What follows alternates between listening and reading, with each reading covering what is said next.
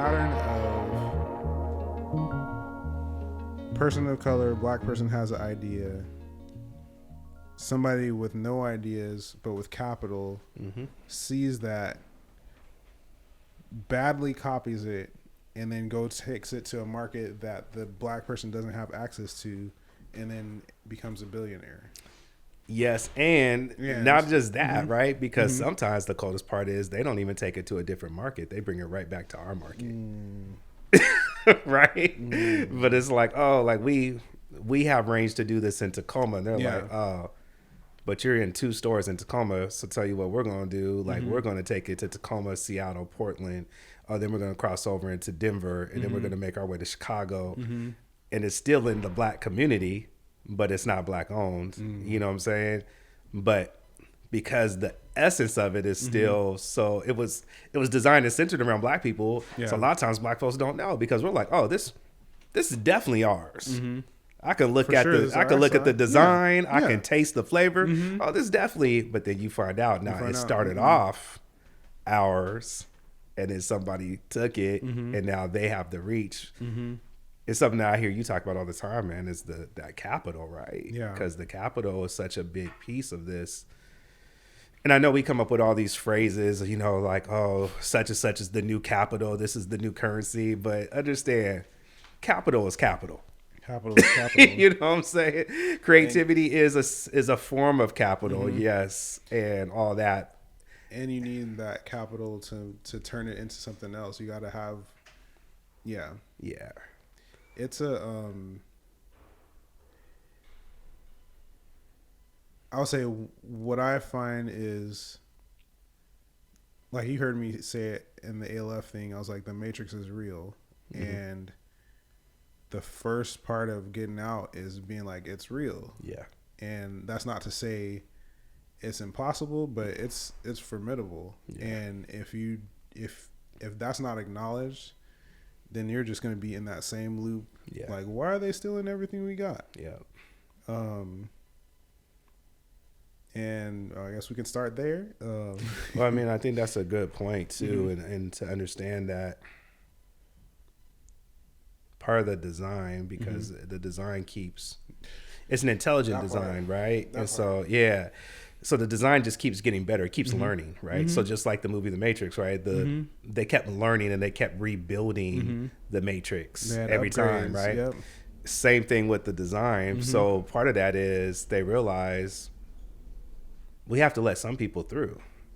We have to let some people win, because then that promotes the idea that, oh, it's not fixed. The game isn't fixed because look at Barack Obama. It's not fixed because look at this person who they were able to scale their business. They were able to do A, B, and C and everything else and all this stuff. So it promotes that idea that, oh, anyone can do this. And the truth is, anyone can do it. And like you said, it's a formidable system, right? And it's designed that way. It's designed to let a small number through to give hope to the others. And that's, if we want to talk about blueprint, that is the blueprint of the United States from the beginning, right? It was like, oh yeah, like bring folks in and everything else and create the idea that anyone can accomplish their dreams here. Anyone can scale and anyone can do this. Let only a few through so that it continues to give other people hope, so that I continue voting against my own interests, because maybe I could be just like them, right? Continue to do all these things, continue to grind. I was talking to somebody the other day, and I said, man, you keep telling me that you want to be a millionaire. Tell me the last time you heard of an employee becoming a millionaire. Like, that, just tell me. And he was like, I never thought about that. It's not designed that way. It's not designed that way. So, we're going to get some more stuff, because like, the things that we just said in the last 30 seconds, my brain is like exploding, because the lottery and something else I just saw earlier today. But I want to say welcome to Getting to the Good Part. This is episode 3. We're here with Jahmad Canley. Canley. Come on. I be saying, I should know. I should know. He is the owner of Potential Unleashed. He is the writer of Yeah. Ideal. Okay, I was We want to do all that over?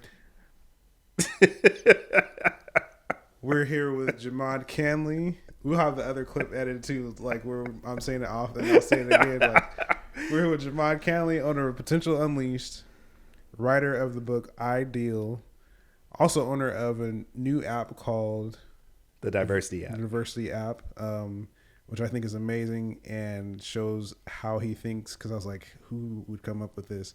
He also has a book in the works. He's also a dad, a husband. He graduated from Lincoln, and we'll forgive that. I decided to represent today. I had to represent today.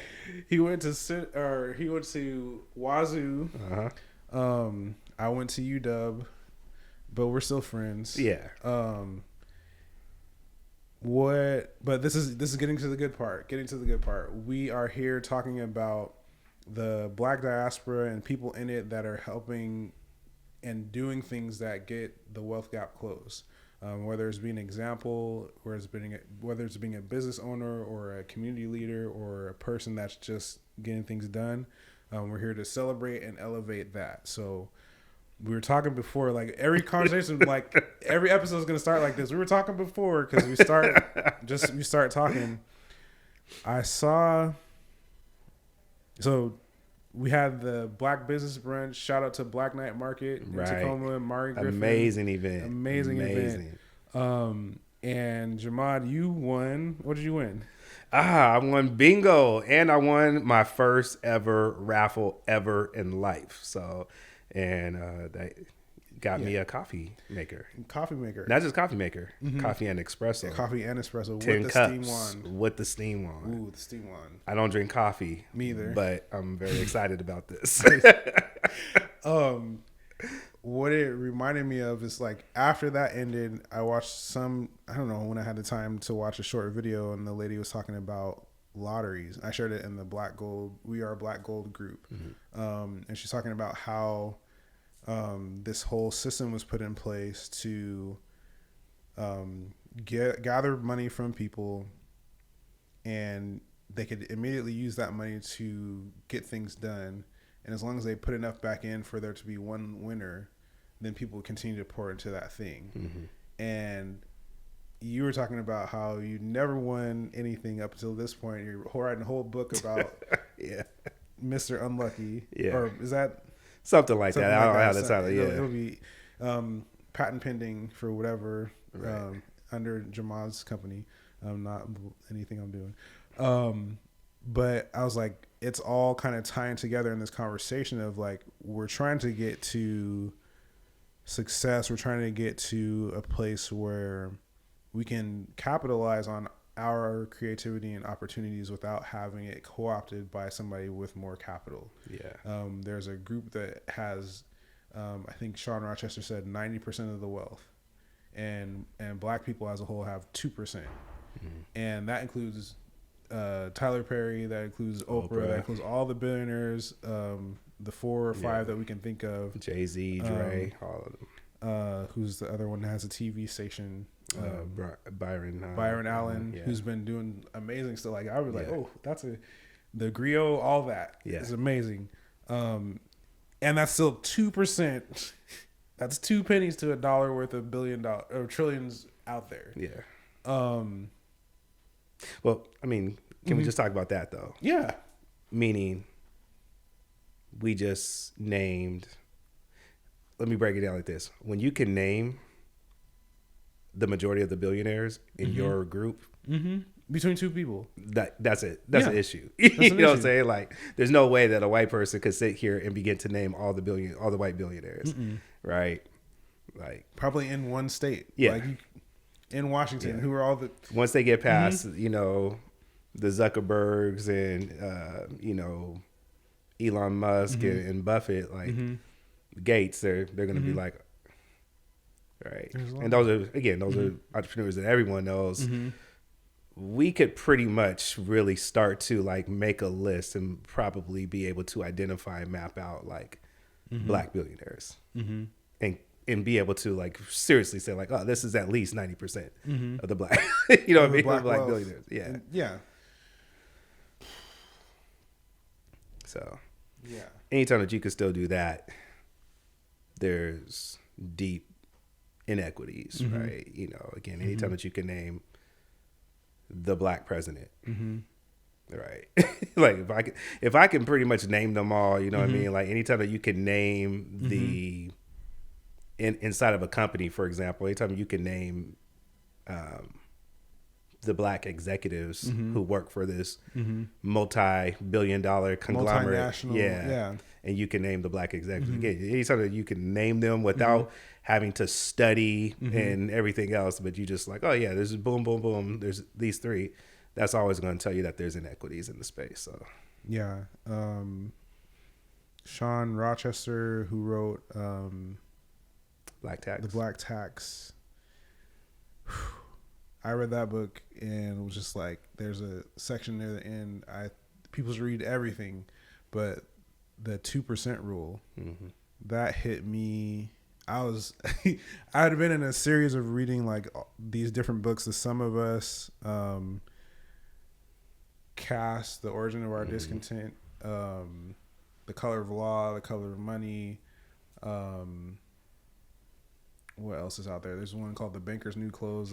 That's another one versus just on economy and the housing system and how that crashed. And in The Color of Money, finding out that the biggest loss of black wealth in U.S. history happened in 2007 with the housing crisis. Absolutely. And how we were specifically targeted by all these banks through reverse redlining because they knew where we were probably going to be because we couldn't afford and they wouldn't point us anywhere else. 25% of the wealth was lost versus 1% of white wealth, right? In 2007, 2008. And at that time they were given $10,000 down payment assistance, and guess how much they're giving now? Yeah, $10,000. I'm like, wait, 10,000 then is not what 10,000 now is, but you're still giving 10,000 to black people. But just anyways, that's a whole other 2% rule. In the sense, for me, I feel like there's a reality though that the more it spreads and the more people see, we can shift some things. Because like you said before, creativity is capital and capital is capital. And we have to be able to own our creativity and the processes and different things until it gets to that space that's necessary. And I almost feel like there has to be a Wakanda type of market where that can happen and grow, and we decide who has access. You gotta be like, and that's how you know even these products exist. But what was I gonna say? Waiting on the system that's in place, that's letting us in at a 2% or less rate everywhere where there's capital building opportunities, is not it. No. Do you have any thoughts on that, or I just said a whole lot? But yeah, I mean, I think it comes back to just the simple quote. And again, I don't know who originated it. It's been used so many different places that I don't know where it originates, but I say it all the time, and that is, every system is perfectly designed to get the results that it gets. If we can start there, it changes our starting premise from this idea that the system is broken. And because when something's broken, we think eventually we'll be able to fix it. Eventually someone will come around and fix it. The education system's broken. This system, the banking system's broken. These systems are not broken. They're doing exactly what they were designed to do. And the moment that we can get that thought in our head and start from there, we stop waiting for the system to improve or to fix itself or to self-correct. It self-corrects always back to the original design. So when that 2% rule, we look at it and there's 3%, the system will self-correct, and it'll definitely self-correct back to that 2% or even 1.5 to average out to 2, right? So I think that's important for us to understand, is that these systems, they were not designed for all people to be successful in them. The systems, a lot of the systems, one of the most controversial things that I probably have said, and I say often in my keynotes, is you might end up wanting to cut this out, and that's okay, but in our conversation, it's that every historical system and institution in the United States has a load-bearing wall of white supremacy. Oh, that's staying in. And A that's load-bearing wall of white supremacy. Yeah, I mean, but we have to understand that, right? And that's not to cast blame, shame, or guilt or anything like that. It's to help people really understand this. So when we talk about the load-bearing wall, the first thing that we have to really understand is if you watch any HGTV show or anything like that, you have a good understanding of what a load-bearing wall is, because they want to rehab something. They walk into the space and they're like, we're going to blow this wall out, right? And the contractor's always like, pause. We got to check to see if that's a load-bearing wall. Because if we just blow that out, this whole entire structure crumbles. But you can paint the load-bearing wall. You can make it look different. You can remodel that home. You can even expand the overall structure. But that load-bearing wall will remain unless it is replaced with something else. That's important to understand, because these systems that we're talking about, they've been painted. We done hung stuff on the wall, right? You know what I mean? Let's make it look pretty. As a matter of fact, let's take down that Confederate flag and let's put up a picture of MLK.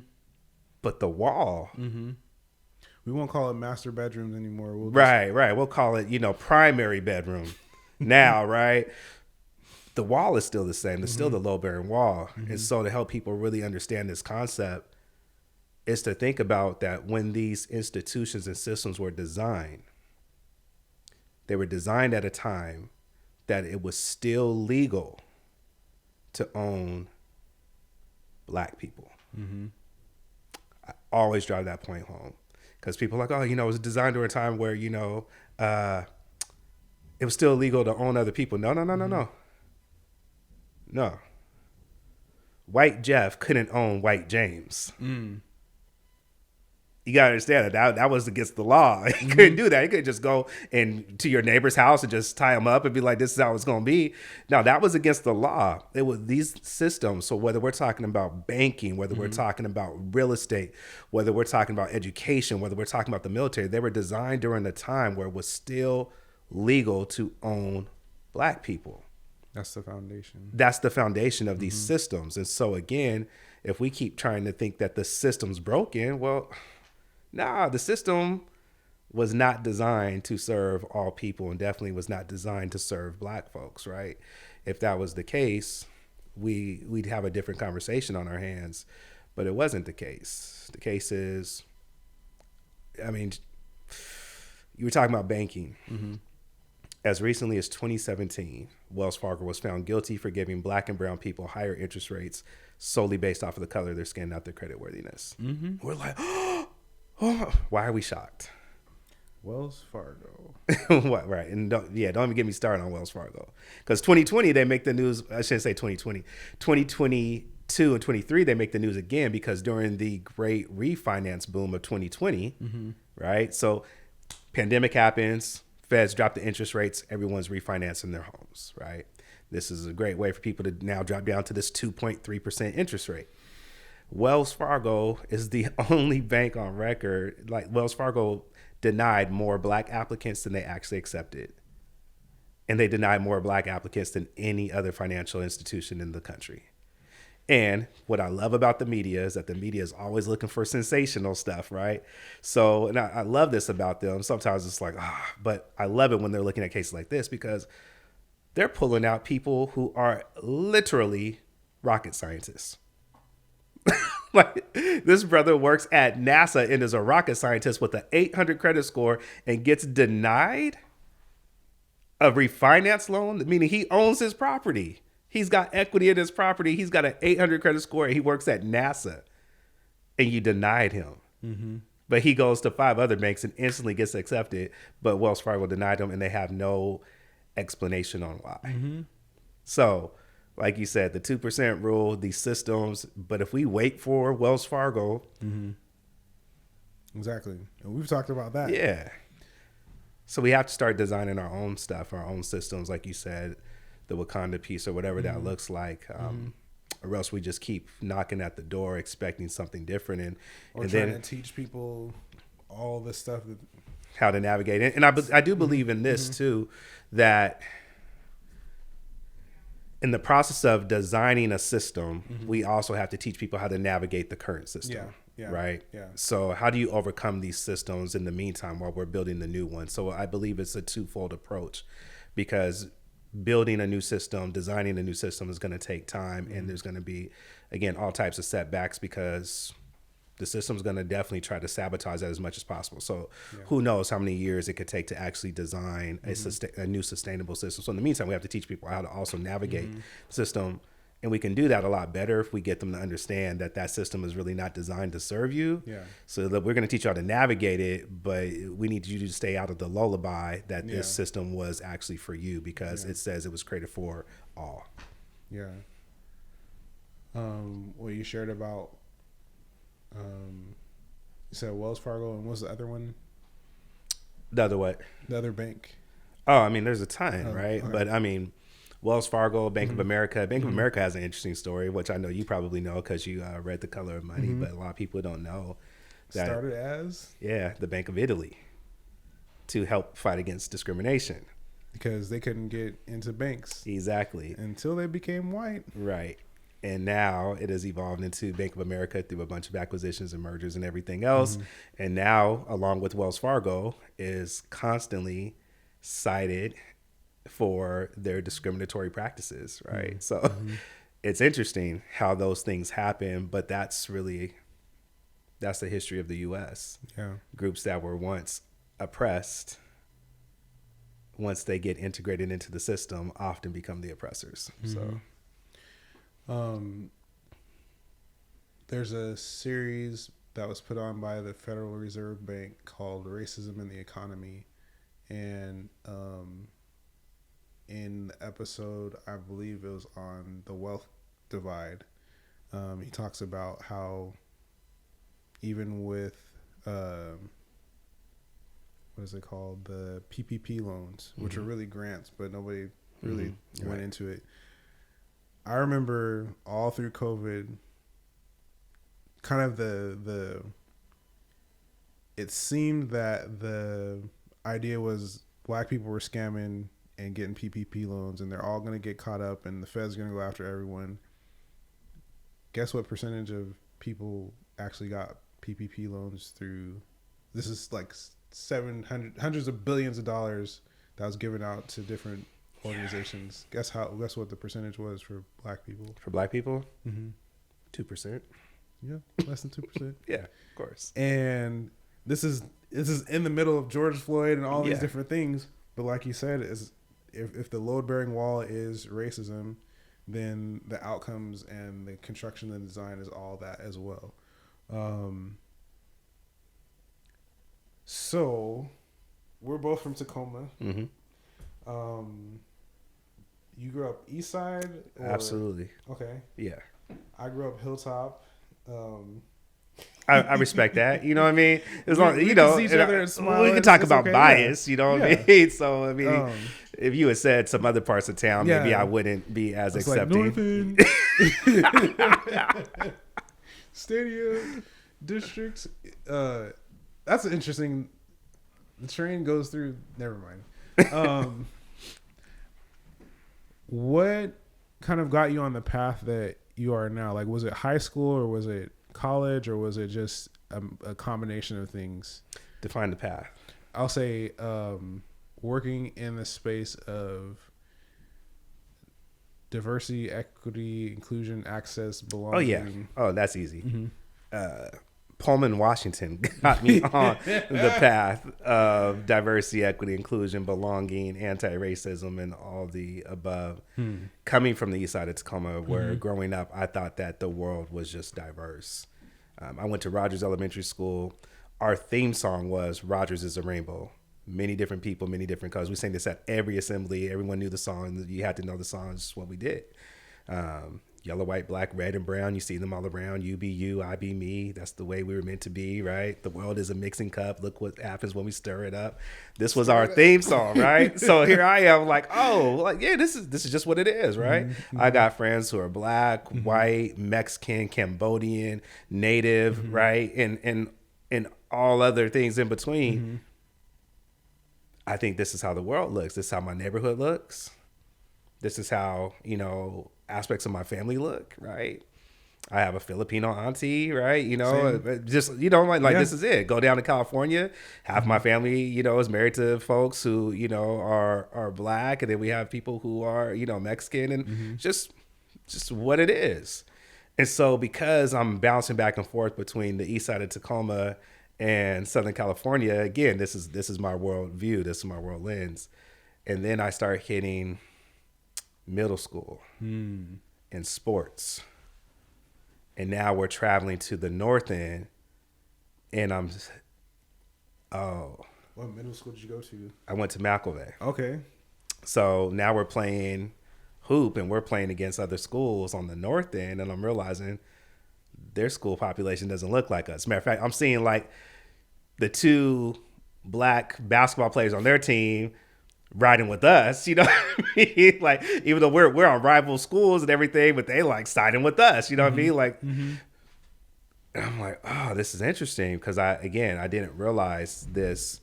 I won't say I didn't realize this was in the world. I didn't realize this was in my own city. I didn't realize Tacoma was separated like that, right? And then you just fast forward high school and stuff like that, start traveling even wider, right? So now you're traveling outside of the city and you're going to different places. But then I land in Pullman, Washington in 1998. And it was my biggest wake-up call in what this all really looked like outside of the east side of Tacoma. Being there and, growing up, man, like we didn't vibe with Seattle folks, you know what I mean? Like that was a whole nother thing, but all of a sudden That's another podcast. Yeah, right. But now we're in Pullman. There's no space for any of that. I'm from King County. Right. Like, yeah, you black though. You black? Yeah. You black, I'm black. We family, distant cousins. You know what I mean? But we're still fam, right? Third cousins. Yeah, still cousins. But still cousins. Yeah. Because we don't have that privilege to be here and to have that type of division. There's definitely differences and stuff like that, but it was one of those things where you recognize really quickly we're at a university with like over 18,000 students and less than 400 are black. So we're 8 miles from Idaho. My freshman year, the Klan marches through the middle of campus. A bunch of us freshmen are from, again, Tacoma, Seattle. We're hyped up. Oh, the Klan's out there? Like, we're running out there. Some older upperclassmen hold us back and tell us, chill. We're like, what you mean chill? Like, we can't let them march through campus, right? They march through campus with signs and everything else. And they said they have a permit.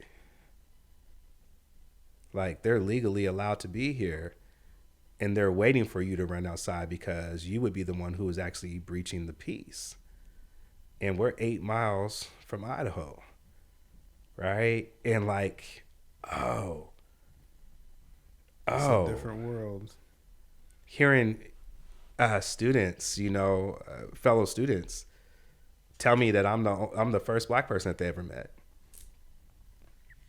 Oh, but don't worry though, Mike, because they watch Boys in the Hood in New Jack City, and so I'm just so don't worry. Like I watch you on TV raps, so like you're the first real black person I've ever met, but I watch you on TV raps like all the time, man, like all the time.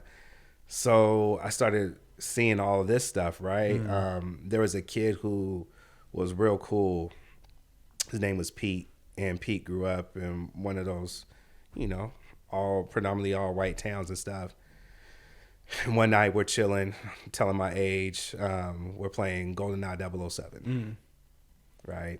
Was it one shot kill? Was it Temple? Yeah, of course, man. One shot, grenade launchers. All that, man, right? Because, you had to set the You rules. can't be oddball. Right. So no slaps. I was oddball. You're oddball? Okay. So here we are. We're chilling one night, and doors open. And, that's just how we did in the doors. Kept the door open. Different people come by and stuff like that. And I hear Pete in the hallway. He's drunk. And he says to some of like his friends, hey man, let's go nigger knocking. And like, it was like the whole dorm got quiet. Right? Like the whole dorm. What? Like, and I hear it. So it got so quiet. Like my boy pauses the game. Right? So like he like instantly his pause. And we're all just sitting there, and I hear this how quiet it was. He's down the hallway, and I hear someone whispering to him saying, dude, you can't say that. Don't let Jahmad and Damien hear you say that. And he's like, what? What? And so now I'm in that position, right? Where I'm just like, all right, I can't let this ride. But I'm upset because I like Pete. He's a good, kid, but like et tu, Brute. Right. So, I come walking down the hallway. He starts, oh, Jahmad, I didn't mean anything by it, blah, blah, blah, blah, and everything else. Cool. But you're going to take this 2-piece because I got to ride for it's Wakanda forever. It's Wakanda forever. I got to do this for all the people. But my dad had a conversation with me after that. And he said, you have to realize you cannot fight every person who uses the N-word. You also have to understand that you're 18 years old. You're a black man, and you are, 8 miles from Idaho. You're 20 some odd miles from Colfax. That's a whole book. 8 miles from Idaho. Man, bro, I'm telling you. And a book and then a whole series. Yeah, I was gonna say it's a limited series, right? And so being in that space and being there at that time, it really helped me start to understand I had to learn how to fight a different way. And it was never anything that I ever planned on making a career out of or anything like that. I was honestly just trying to make my little corner of the world more tolerable for me and other people like me. So that's when I started getting into some of the work and the workshops and stuff like that. We would do some, I was, as a student, we're there and we are doing some other things with some of the white fraternities. So trying to just help that whole things, just educate folks. Right. And it's the first time I learned the difference between a intentional racist and someone who is just ignorant. Right. And I just realized systemically created. Yeah. Right. Like there's just a lot of people who just did not know better, and that's not to excuse them, but I began to understand the difference. You don't need to punch every ignorant person in the face. You can educate them. Now, someone who, again, is intentionally hates black people or intentionally hates, someone else based off of difference, you handle that accordingly, whatever you feel is right. But there's a whole lot of people who, honestly, in my opinion, just need to be educated. And once people are educated, and that goes for myself, right? There's maybe not so much on race, and even that, right? I tell people all the time, if you meet someone who says they're a DEI expert, do not believe that person, do not follow that person. Right? Say that again. Because if you hear someone say they're an expert in DEI, do not believe or follow that person and anything that they're saying. And I'm not trying to discredit everything they're saying, but here's the reason why I say that. DEI is so huge. You could take the concept of race and understand that race is large. I very much have a lived experience as a 43-year-old black man. I have no idea what a 43-year-old Filipino woman experiences. So for me to act like I have the handle on race in the United States, also race plays out differently. So again, my experience as a 43-year-old black man coming from the east side of Tacoma looks completely different than the experience of a 43-year-old black man who was raised in Mississippi. So for people to act like they have a handle on all of it, like, oh, I understand. No, you understand aspects of DEI. You understand aspects of anti-racism. You understand aspects of inclusion and belonging. So there was a whole lot for me to learn, right, around different things, gender, social economics, like all these different aspects of it. Even I remember the first time that someone, when I was in college, hit me to this whole thing. I was talking to them about something. I can't remember what the topic was, but he looked at me and said, you know that we're not the same. I'm like, what you mean? Like, you black, I'm black? He said, nah, I'm Nigerian. What does that mean? He was like, I'm black, but I'm not African American. And I'm like, nah, like you. He said, Jahmad, I don't have the same history that you have, right? And he starts breaking this down. My great grandmother was not enslaved. I don't have the same history and some of the same emotional baggage that you and other African Americans have and carried. And he was like, and rightfully so. But you just have to understand, I haven't experienced what you all have experienced. He's like, man, I came here for college. You know what I mean? I've been here for like a year and a half, 2 years. And when I'm done with this, I'm going back to my country. So we are not the same. Our struggle is not the same. And that blew my mind. I'm not saying that I agreed or disagreed with what he was saying. What I'm saying is I realized that I had a lot to learn even about diversity, because I saw diversity through a certain lens. But now all of a sudden I'm being exposed to what it means to be an immigrant in this country and that type of diversity, which that's not my experience. I'm having, you know, I'm seeing diversity through different lenses, that it's not only about black and white, but I'm seeing other people, you know, from different countries. I'm seeing other people from different ethnicities and backgrounds, and starting to realize like, oh, maybe I should spend some time in think about that, right? The Asian American Pacific Islander Center and get educated on how not all Asians, right? There's right. like 150 countries or something like represented in Tacoma. Right. And then they're like, oh, and by the way, like not only do you have like, you know, Southeast Asia and everything else, right? Because they're like, you know, like our culture, customs, and all these things are different from Japan, China, Korea, to when you start talking about, you know, the Philippines, or you start talking about other places, and like Cambodia and stuff like that. They're like, but on top of that, just think about this, Jahmad. And they group us together with Pacific Islanders. I was like, dang. They were like, so now you're talking Guam, Samoa, right? And I was like, Marshallese, right. So again, I had a lot to learn in those spaces about what that even looked like. So that's why I say I think education is important, because I know I was saying ignorant stuff. Now, again, and I don't excuse, I mean, you know me. I go hard on a lot of stuff. And I don't think that you have to, again, hold everyone to this idea that they're the evil villain individually, when we recognize that the way that the system was designed, it was designed to promote ignorance. There's a reason why people didn't learn about the women of hidden figures till 2017. That's a part of the system's design. It's the reason why every Black History Month, someone's surprised about, you know, this new Black history fact that they found in 2024, because suppression is a part of the system. That's happening for Black folks. Imagine how much more is happening for other people. So, yeah. And then we won't even get into anti-Blackness. We can. What you shared reminds me, like, I met you through, like, we should have met each other 20 years ago somehow, right. because we're in the same spaces, probably 130 plus more friends in common. Yeah. But we just met in 2021, I think it was. Probably during the pandemic, because I know it was virtual. It was during it was that. It was because that was before ALF. Yeah. Oh. You got that on airplane mode? You have that on airplane mode? Okay. We met in, I forgot about that. That was Keith's thing. Keith Walker's thing or something. You hosted it. Oh, you came? No, I was in the thing that you were in with him before that, I believe, because I hosted the thing about what is real. I was like, what is real DEI? I was like, you're talking about this DEI thing. I kind of fell into it from the econ side, because for me, if you would have asked me at 18, is it harder for a Black man to get a job? I'd be like, no, it's safe for everybody. And then I lived. Yeah. That's my point, though, right? That again, that's the system design, right? So it suppresses all that stuff.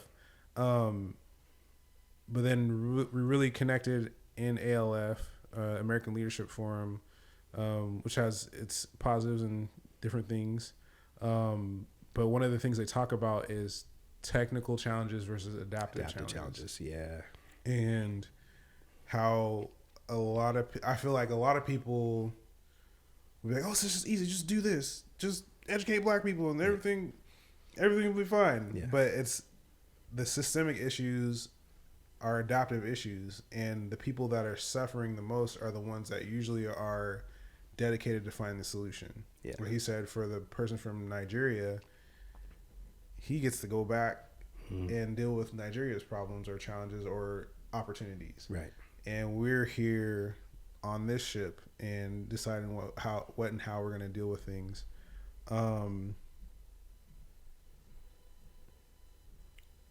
what do we want to talk? I was going to go into anti-blackness and the adaptive challenges and I don't racism. think you want to go into anti-blackness, man. That'll keep us here till to the clock tonight. You know. Oh, there's so much stuff. We can bring it back to business. We ain't talked about business yet. So potential unleashed. That's what I've learned that I'm a pretty smart person, and so I appreciate meeting other smart people, and in the sense of not just knowing things, because a lot of people can know stuff and still, in my opinion, be stupid. Yeah. For lack of a better word. But how people get the information they get and put it together and then share it out with people, and then the ability to teach people or get lessons across. I don't know if anybody has smoother methods than Jahmad Canley. Oh wow. He had a thing. I won't share what the secret is about the card, but he hands up this card and we'll have everybody's brains upside down. Because we just knew what it said. We're like you said, it started in Pullman. How did potential unleash come out of that? Yeah. So I never thought that this would be the path necessarily that I would be on, that I would start a company or anything like that. We might do 2 parts of this and just record long. So, okay. So I went to work for different companies and stuff like that. I was always a high achiever, high producer. Because again, that's the way that my brain works. So things that they thought would take me 6 months, take me 2 months, right? Because I'm a systems thinker. That's a really important piece to this story, because part of being a consultant is looking at things through that lens, right? I'd rather spend 2 days staring at the puzzle and figuring out, we're friends. right? 2 days staring at the puzzle to figure out, okay, what's the real issue here, rather than just hopping in to do something and then I'm working for, months at it, when the truth is, if I spend 2 days looking at it and really analyzing what's the root cause of the issue and I can solve for that, it maybe only takes me 2 weeks. So this is what I always did.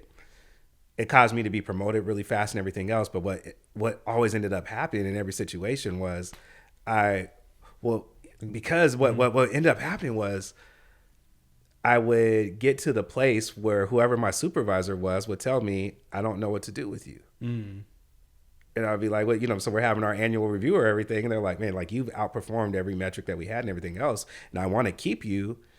However, the way that the system is designed, I can only offer you so much more money. That doesn't feel right, because you're like producing at a different rate. The only other place for you to go would be my job. And I'm not going anywhere anytime soon. And I say that because I've had some of the best supervisors. Like, I'm friends with like every supervisor that I've had since I graduated from college. Every single supervisor that I've had, I'm still friends with to this day. And that was really important, because they had those real conversations with me to let me know, like, Jahmad, your next move is probably not inside this organization. Like, in order for you to really get the money that you deserve and everything else, and the position and everything else, you probably are going to have to go to another organization. And they always supported me and helped me and everything else with that. The other thing that happens, though, is I got laid off, right? Top producer, doing all these things, but the organization hasn't been handling their business, right? The way that they should. And so your bubble was good. Right. Like, my stuff is strong. I'm winning national awards and everything else, but we got to cut all this stuff. In that, because I was a top producer, I was offered another position within the organization, but doing something I didn't want to do. You know what I mean? It was like, no, I like doing this. You know what I mean? And this is what I'm really good at. Oh, well, we want to keep you. So, like, we want to move you over to this. Space. Yeah, we want to move you to this department and everything. I didn't want to do that. At the same time that this is all happening, I'm meeting one of my mentors, Lou Tice. who was the owner and founder of the Pacific Institute.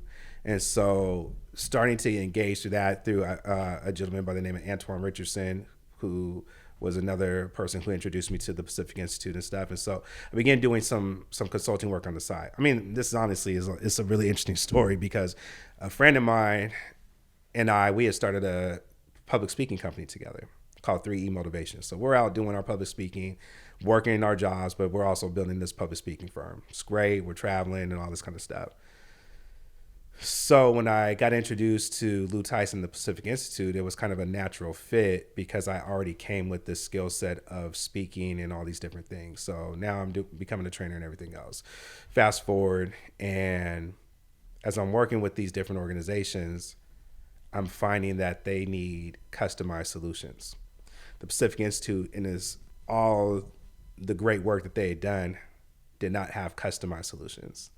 It was this is the program, right? This is it. This is it. It's a 3-day program or a 4-day program, and that's it. And I'm like, right, that's it, right? You know, no matter what, this is what you're getting, and it's good for those problems. For those, but your issue is communication. We don't really have anything for that. Your issue is this. We don't really have anything for that, but eat this, right? Because this is what we're known for, and this is what we do. So long story short, I have this this conversation with Lou, and I come to him and I tell him this is what I'm seeing and perceiving out in the marketplace, that people really need some customized solutions, and here's my idea. I think we should do A, B, and C and all this kind of stuff. And he looks me in the eye and says, "That sounds really good for you." I said, "What does that mean?" He said, I have no interest on changing my business strategy. It's worked for me for these years, you know what I mean, and everything else. And at the time, you know, Lou's, he's older and everything. He's like, I have no interest in trying to change the way that I do things. He says, but I think this is a great opportunity for you to build your own. So I'm like, what does that mean at the time? I'm like, is like, yeah, right? Is he pushing me out? Like, what's happening? And he was like, nah, like, I mean, he told me, he was like, I think I've said this from the beginning, like you're destined to do great things. He was like, and I believe what you're saying. And I think that's key. He was like, I believe you, that's what the market is calling for and demanding for. He was just like, he wasn't at the place where he wanted to reinvent his business, but he was like, oh, I think you should do that. And that was that. So that's when I started thinking about building Potential Unleashed. I didn't know what I would call the company and everything, but I knew that I wanted to bring customized solutions to people. And this was the other piece. I also knew that you could not build strong cultures unless you were actually addressing the issues of diversity, equity, inclusion, belonging, and other things. Because when we would look at these organizations who on paper had great culture, when you drilled down and you found out the people who weren't experiencing the culture that way, they always looked the same. It was always, it was always people of color and some women, not all women, but some women and people of color. If you wanted to know who's not experiencing this phenomenal culture the same way that everyone else is like, it's amazing, right? And then you're like, hey, this person doesn't look that excited. They have everything here. Yeah, let me talk to him. So how do you like it here? You know. And it was always, they always looked the same. And I was like, oh, this is so interesting. We have to start addressing this. And that's why I truly believe that work is a leadership skill. And that the future of leadership is not just how well do you manage, but it's actually what type of culture do you build, right? How do you get the best out of people? And how do you do that with understanding human capital, human potential, that through your lens of bias or through your system or through the culture that you've created, you're losing amazing talent every single day. And that you have people even underneath you who are not allowing people who are extremely talented to even have access to positions because of their own bias, right? So that was the connection. And then truthfully, I prayed about it and I had a dream, and in the dream I got the name Potential Unleashed because I was looking for a name that was not going to put me into one space. I wanted to work with education. I wanted to work with corporations. I wanted to work with nonprofits. I wanted to work with, athletic organizations. So I didn't want it to be something that someone would look at and they would think, oh, this is corporate. Or someone else would look at it and think this is education. And I didn't know what the name would be. And then boom, in the dream, I got Potential Unleashed, and that was it. For the audience, do you mind sharing some of the people that have brought you in to do work, or some of the organizations? Yeah. I do this because I like people to know, like with Deborah, I was like, what cookies do you make, so people can write it down and go figure it out. But just in the sense of hearing us do well and hearing us, like somebody from Tacoma could be watching this and is like, I went to Lincoln and there's not opportunity or whatever. But if they see somebody that had that path, they're like, oh, he looks like me. Maybe I could work with one of these companies. Not like support. So you're stretching my comfort zone, which I think Jahmad does not like this. I know it. That's oh man, Michael. All right. So the question was again, what? Some of the organizations that have brought you in to help them do better. Yeah. Microsoft, Amazon, Google, and a bunch of, I don't know, you want me to name people. So I know there's like a sports related one. There's symphony somewhere. These are, absolutely. Yeah. So LA Philharmonic Symphony, Seattle Symphony. LaDante and I, through the work that we do, work with a ton of colleges and universities, some of the biggest colleges and universities throughout the country. We've worked with Spelman. LaDante's in that corner for the people that... Shout out to LaDante. Shout out to LaDante. We worked with, Spelman, so a ton of historically black colleges and universities. That's something that's very important to us, not just working with colleges, universities, but also specifically working with historically black colleges and universities. We work with, again, there's all types of nonprofits, education, school districts, school districts, athletic teams, law enforcement agencies, and I should probably be more specific with names, but again, it's all right.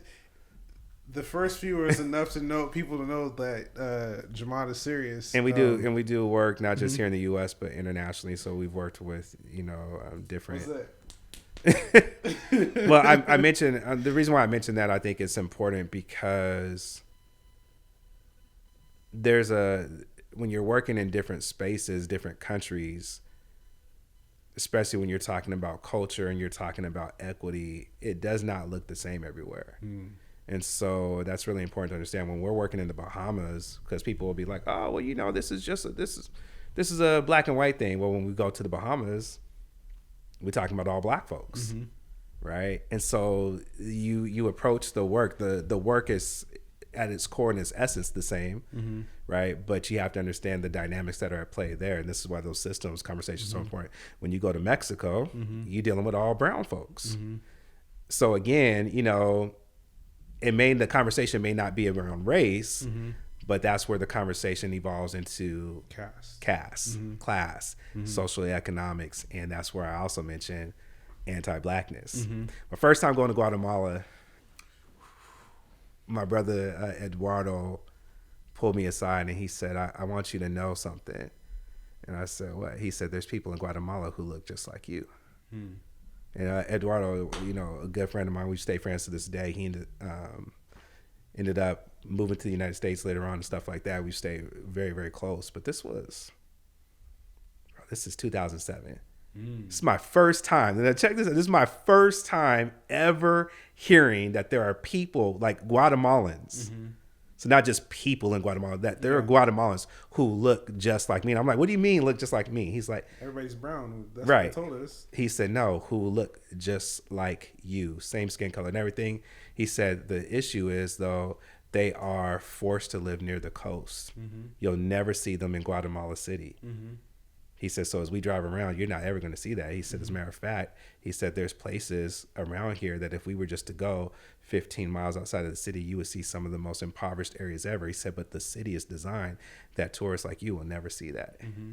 So then when I went to Honduras, when I went to Costa Rica, when I went to Mexico, I found out the same exact thing, that in every single one of these places, there are people who look just like you and I. But again, are experiencing oppression at a different rate based off of their skin color. That's why I said we could spend forever talking about anti-blackness, but then also just that blew my mind that all these years we thought Latin culture was, or what we call Latin or Hispanic or Latinx or whatever is right way to say it, was Jennifer Lopez-ish looking people. Right. Mark Anthony, yeah, I mean the list goes on. You name any famous person, from those respective countries, they have a certain complexion to them, right? And that's what I always seen growing up. And what blew my mind, and it's part of this bigger project as a whole, is how much consistency is between all those different places as far as appreciation of food and culture and music and dress and all these different things that still got preserved, but you would never know this is where it's really coming from. Like the music from in the United States gets pulled up and then projected out through popular white folks. Yeah. But they always went to some side in the poor area of town place, kind of copied. It goes back to that thing we were talking about at the beginning. When I went to a Brazilian restaurant in Seattle and tasted food that tasted like my grandma from Florida, I was like, "What is happening?" It wasn't red beans and rice. It was black beans and rice, but they had greens and they had roast beef. And I was like, "This tastes like my grandma Aura made this." And I'm like, "What is going on?" Mike, check this out. I'm in Costa Rica. This is probably 2012. Again, Eduardo brings me to Costa Rica. We're doing some work with Western Union. And he arranges for me to take this tour. It's just Western Union, you know. Sorry. Shout out to Eduardo. Shout out to Eduardo. Because that's his client. He just brought Eduardo me in. Nos vemos. So he arranges for me to take this little tour at the place that I'm staying. And the tour is, they have all these native plants and stuff. So as we're walking around, he says, "Do you know what that is?" I said, "No, what's that?" It's this green thing growing on this tree. Pulls it off. He says, "It's coffee." I'm like, that ain't coffee. I know what coffee looks like, right? Because coffee's brown, right? And he's like, "No, this is what coffee looks like off the tree," right? And he peels it, opens it up, and eats it. I'm like, "What do you?" He's like, "Yeah, you can eat it right off of the tree like this. Like, it's not just for drinking. You can actually eat it." But he says, "But read this." And it's a plaque. And the plaque talks about how coffee is first introduced to Costa Rica by Africans. And I'm like, "What?" He's like, "You didn't know coffee comes from Africa?" No, because coffee comes from Juan Valdez, right? Like, I seen my man with the camel. Like, I know where it comes from, right? He's looking at me. He's like, "Nah." He's like, "Jahmad, coffee comes from Africa. It was brought here by Africans." My head is exploding because we're not taught that, right? We're not taught that at all. And then I'm also thinking, how did they get it here? Because we're also not taught that Africans who, especially coastal, right? People who lived in coastal countries of Africa, they were voyagers. Now we find all this research that Africans were coming to North America long before 1619 in the slave trade, but we're not taught that, right? Before the Mayflower. Yeah, right? Before all that, right? So this is blowing my mind. And coming back to what we're talking about commerce and all these things, of how something like that gets co-opted, right? It's the pattern. And it gets branded. And now everyone thinks, I shouldn't say everyone, I thought that coffee originated somewhere in South America right? Yeah, right. So, but that's our heritage. That's our legacy. That's our culture. That's our history. It's all these things. That's wealth. That's value. Absolutely. It's like the project is called Black Gold, the Black Gold Project, for a reason, because there's wealth and there's a value there that we haven't seen, and sometimes like just discovering the information is enough. the joy I had.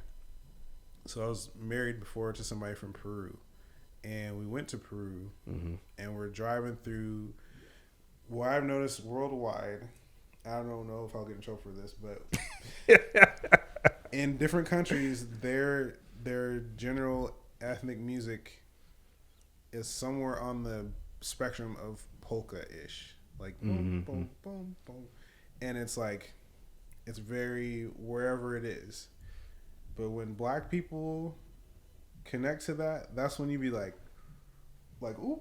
Like when I started doing salsa, there's some rhythm, right? Yeah, I was like, oh, all these people. This is black people here. This is black people. There's black people in Peru. There's Afro-Peruvians. Right. Same thing. You never see anything about black people in Peru. Right. You see the people with the pipes and the right, and that's cool. But there's this music style called festejo, and I'm listening to the thing like feeling all the culture shock, and I'm in this taxi and this dude's driving insane because I thought Bahamas was wild, but Peru is a whole nother story. And it's interesting. But the music comes on, I'm like, that has rhythm. I was like, this sounds really. What is this music? And my sister-in-law at the time was like, it's called festejo, and I was like. I was in my iPhone. I was like, in my iPhone. I searched it up and found all these different black people that were doing. I was like, this is so dope. Like, this is amazing. Yeah. And then from that point, found out Brazilian, like, you know how we see people and they be like, yeah, like whatever they're saying. I can't samba, speak pachata, Portuguese, all that, bro. But they'll be doing stuff. I'm like, but it's always very bright, light skinned people. Not you would never think they're. But then you find, what's her name? I have to look on my phone. On your iPhone. While you're doing that, I have to look on my iPhone. While you're doing that, we should have a whole podcast about iPhones and their lack of superiority to Androids. We could frame it around bias and everything else. I mean, it could. And marketing and all the stuff that we're talking about. How obviously the real genius lies in the Android, but through wonderful marketing, you know, people believe that iPhone is superior. And I mean, isn't that parallel to what we're talking about? I would say what I learned in ALF is yes and. I was at a dinner date in a low lit restaurant with a bunch of Android users, and you felt all safe. of them. No, they all were talking about how, oh, he's an Apple, this and that. Android has a way better phone, like just on and on, just pouring it on.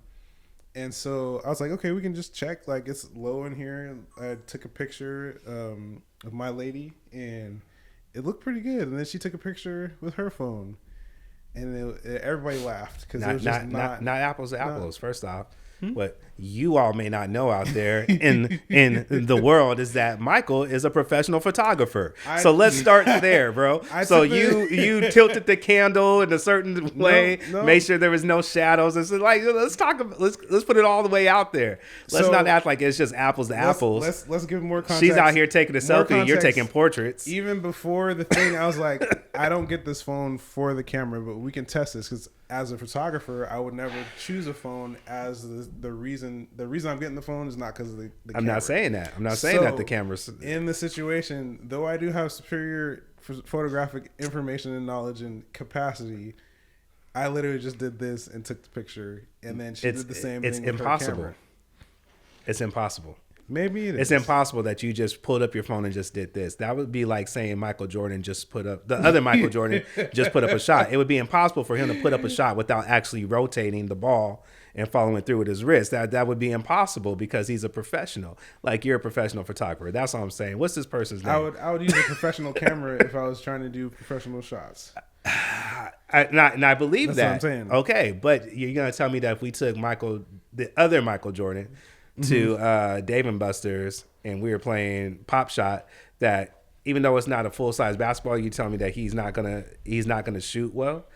You tell me that he's not going to automatically adjust his fingers and his rotation and everything else. I'm going to say he has the same ball as everybody else next to him. Yeah, he does. and it's the same hoop. Absolutely. Mm-hmm. And he's going to produce a different result subconsciously without even trying.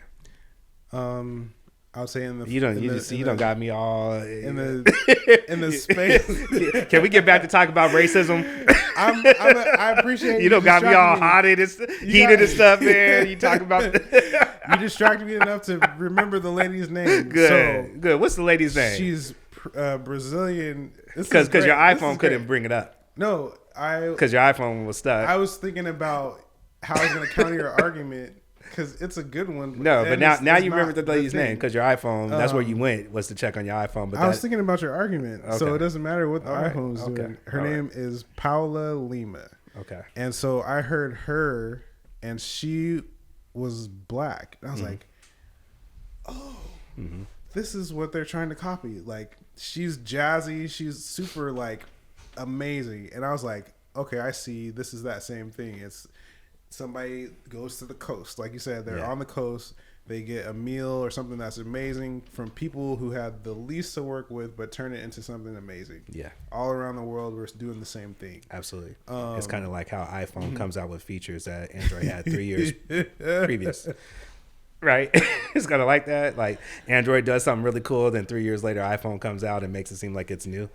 Well, if it was the case, then iPhone would have to not do it better than Android did it in the first place, and they do. So with the originators being for black people being better at the initial thing, and when the iPhone has the same camera and does a better picture in the same space. How did we get here? How did we get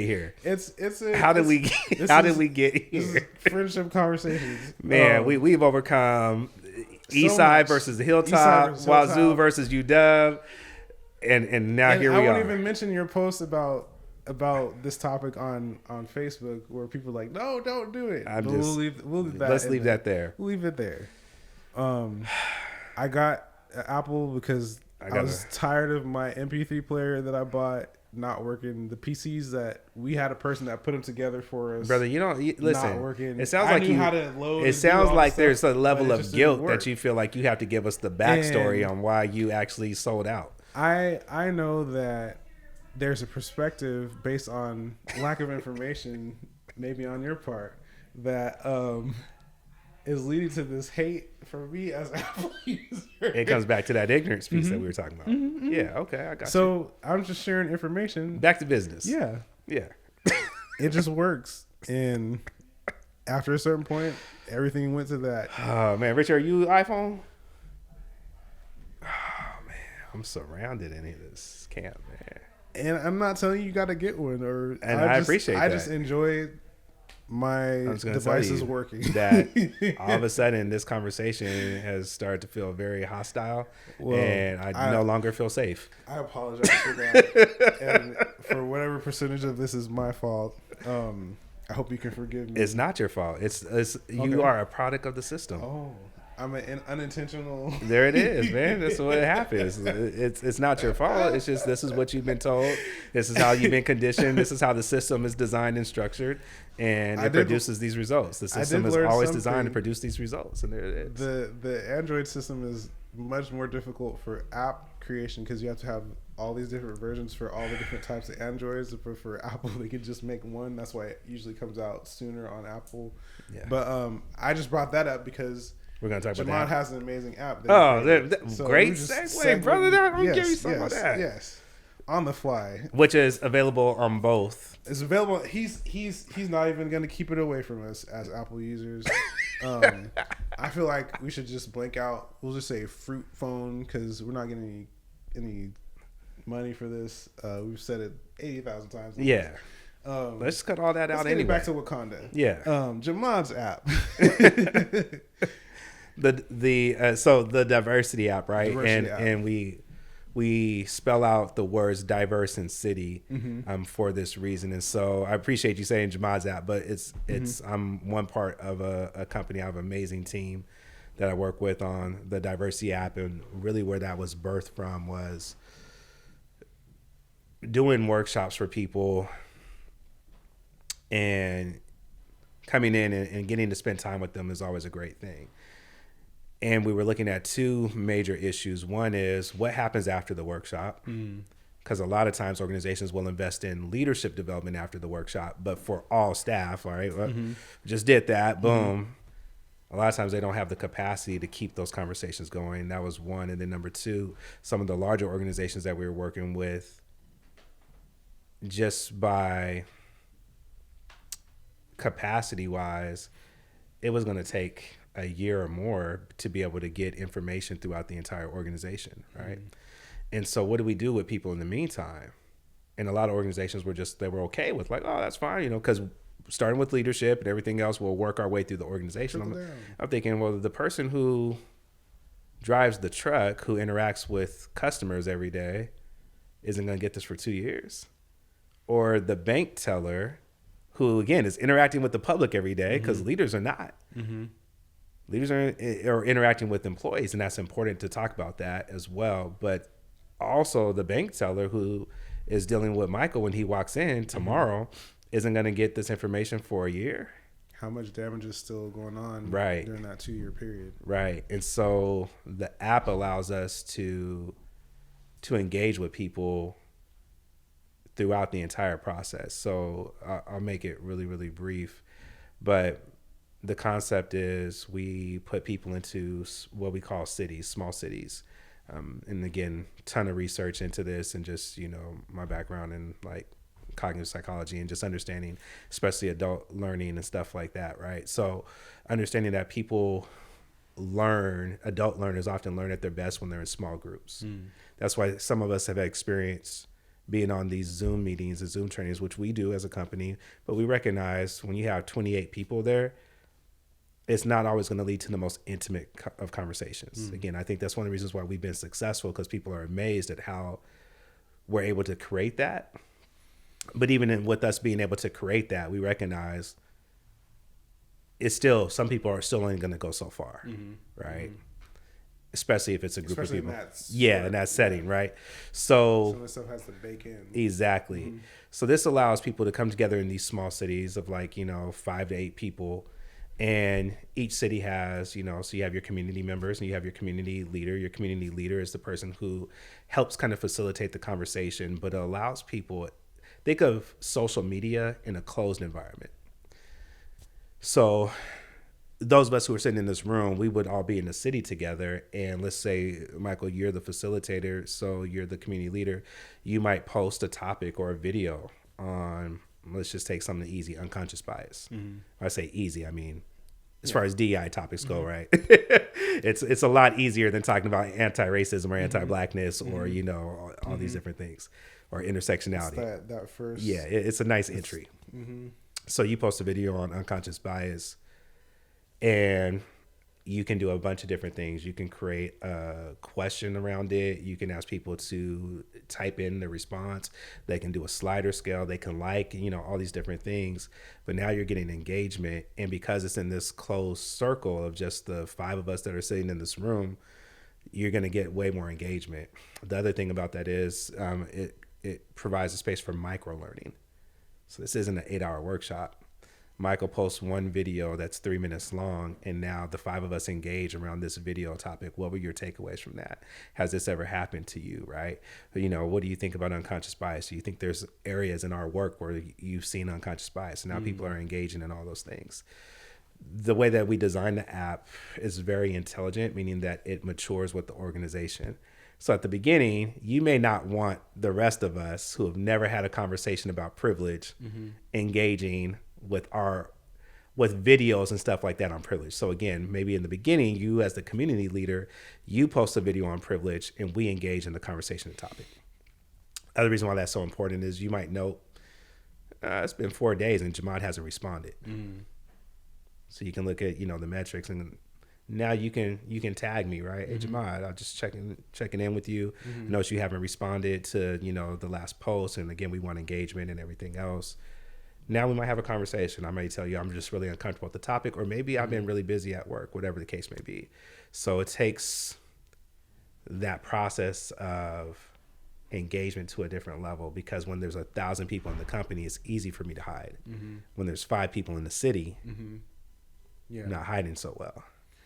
The other thing with that, like I mentioned, the maturity is after a while though, because let's say we've been doing this and we've been learning and engaging, now you can actually say, okay, I want to turn on the next feature. The next feature allows not just you to post a video, but we can post a video. So you might say, hey, the topic is microaggressions. You know, post a video or article about microaggressions, and now we can all do that. I don't recommend people do that in the beginning because it can cause harm. And we designed this app with our best intentions to reduce harm. So not only do you have that feature at the beginning, which is what we call leader-led. So you're the only person who can actually post videos and articles. People can comment on those, but they can't go out and go, oh, here's this video I found that says DEI is actually racist, right? They can't do that in the beginning. So the beginning is really like educational. Then as they educate, right, now you can start to open up. The other thing though that we built in that I love about this is, let's say I'm posting something and it has the word hate in it. The app will automatically catch it and it will ask me the question. Why did you post this? Are you sure you want to post this? Ooh.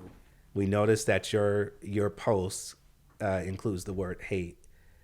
Are you sure that you want to post this? And then it asks a series of other questions. What do you hope will come as a result of you posting this? So it's almost like, you know, stopping people from drunk texting in a sense, right? Where it's got you actually have to think about it. And the great thing about that is it removes excuse because you have to answer like 3 questions. And if you still decide to post, you're standing by that post. So when the supervisor comes to you and says, hey, what's up with this post that you made saying, you know, ... You can't just be like, oh, it was an accident. I wasn't really thinking. Nah. No, I didn't hear. You had 3 opportunities, 3 questions that were asked of you. And again, that's by design. And then some words are just automatically blocked as well, right? So again, there's certain words and each organization gets to create that list of words. We have a list. But again, to reduce harm, because the last thing you want to do as a coworker is open up that app and see one of your coworkers, right, posted this really harmful language. That's going to create a rift. So that would be blocked from the beginning, where someone was like, oh, you know, I tried to post this. Well, it didn't post. The other thing, again, is that the community leader, anytime that someone is posting, you know, again, so let's say I go through with that post, you can also set it up so that those posts go to the community leader first, and the community leader can approve a post or not, right? So again, we created it through that lens. So if anyone's watching, know that we created it through the lens of responsibility. And I definitely led the design from the place of thinking about people who have been historically marginalized and have to sit through these sessions and sit through these workshops and sometimes get further harmed while our colleagues and coworkers say things and use language and get to sometimes hide behind the lens of ignorant. I just didn't know. We created it with those things in mind, so that again, it reduces the harm. I wish I could tell people it's a 100% safe space, but I don't know that we ever, as long as we're dealing with human beings, can ever create a safe, 100% safe space, but it's a much safer space through those things, so that it's set up that way. And here's a great thing too. A lot of executives told us that they love it. Because at first we were like, well, we're going to do this and the other. They were like, I want to know. If someone's posting the N-word, I want to know. They're like, because that is what I need to be able to let this person know. Obviously, you might do great work, but you are not the right fit for our organization. We're like, oh, hadn't thought about that, right? And they were like, so yeah, they're like, I don't need to see every post, right? Because we want, again, to create that space where people don't feel like Big Brother's watching. But they're like, oh, but those, yeah, I want those flagged and I want them coming to me because we need to have a conversation, right? It was like, I never thought about that. So I think that was really inspiring for us as we were designing it, as we were testing it with certain groups and executives, that the executives were like, this is what I need for accountability. Because also I can look at the metric and I can see the accounting department hasn't done anything over the last 2 months. So I just invested all this money in the DEI training and everything else. And now I can see that over the last 2 months, the accounting department hasn't done anything, but I have an expectation that all my managers are helping to lead this work. Mike, you and I need to have a conversation because I see that your team's not doing anything. So yeah, so it's been really helpful in that sense. That's really cool. So I'm guessing for people that are in DEI positions or over diversity in their organizations, this would be like a huge tool because it helps leverage a lot of the work that gets put on them. Yeah. And it kind of, I feel like it could be a buffer for them. Sorry about that, Mike. It could be a buffer as well because a lot of times as soon as you start upsetting the cart, they want to get you out and get somebody in that doesn't ruffle feathers or doesn't get beneath the surface because it's not pretty under there. Yeah. Absolutely. It does both of those for someone who's working inside of an organization, but also, again, because the goal was not for us to monopolize this tool. So we created the tool so that it could actually be used by other DEI consultants, right? So as a tool that they can use with their clients, we can label it. Sorry about the microphone. We label the app. I don't use that language, but you know, we custom label the app. I mean, there's power in language. And some people are like, oh man, like you're overthinking it, but I laugh because I get it because I was like, oh, I didn't think about it that way. Yeah. No, we white label and we blacklist. I mean, think about that. And blackball. Right. So no, we custom label it for a consultant so that it's branded through their stuff and everything, and we just are the back end, engine and all that kind of stuff for them. But because again, the goal was for us, how do we get this to as many people as possible? In order to do that, it can't just be potential unleash, right? It needs to be everybody who's in the space having another tool in their tool belt per se. So let's get to the good part, man. What else we got? Let's talk about some other stuff. Let's see. Came up today, the Book of Clarence, just random. Because we both saw it. You gonna get me canceled, man. We should bring LaDontae and Richard into this one, man. Go ahead. You guys want to join us on the or? You haven't seen it yet? Okay, all right. You saw it? Oh, it's amazing. Yeah, I thought it was. I was one of the best movies I've seen in a long time, and it caught me off guard. And they swept the leg. Yeah, I was not ready. Yeah, I was not ready. I actually think it's an amazing movie, and as I said in my posts, I think that folks who are very religious and maybe nervous to watch it, that they can watch it and know that it's not only is it okay to watch, but I honestly think that it might be one of the most compelling movies that would actually, someone who is unsure or doubting